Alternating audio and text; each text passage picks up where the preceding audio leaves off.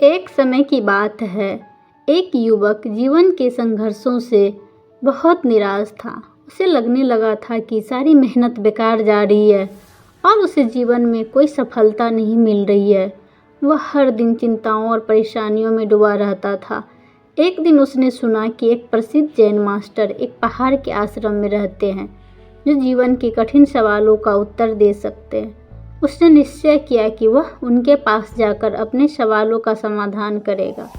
युवक आश्रम पहुंचा और जैन मास्टर के सामने सर झुकाकर बोला, मास्टर, मैं जीवन में बहुत संघर्ष कर रहा हूँ। जितनी भी कोशिश करता हूँ, हमेशा असफल रहता हूँ। मुझे कोई रास्ता नहीं सूझ रहा। कृपया मुझे बताएं कि मैं क्या करूँ। जैन मास्टर ने शांत स्वर में कहा, बेटा, मैं तुम्हें तुम्हारे सवालों का उत्तर दूंगा, लेकिन तुम पहले मेरे लिए एक काम करना होगा। इस पहाड़ की चोटी तक जाओ और वहाँ से एक बड़ा पत्थर लेके आओ, लेकिन यह मुश्किल है। मास्टर ने कहा, यह करना ही होगा।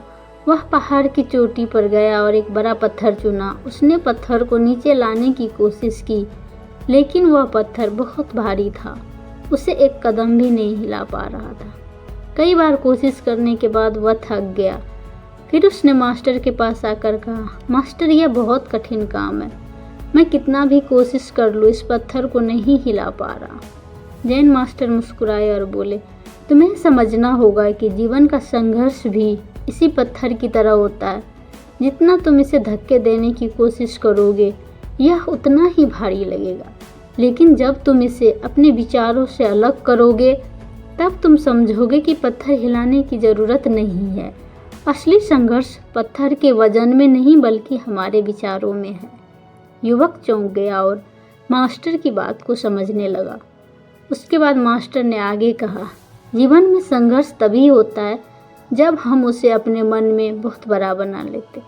समस्याएं और चुनौतियाँ जीवन का हिस्सा है, लेकिन जब हम उन्हें अपने मन से बाहर निकाल कर बस एक अनुभव के रूप में देखते हैं, तब हम समझते हैं कि ये भी गुजर जाएगी। संघर्ष बस तुम्हारे सोच में है, रियलिटी में नहीं।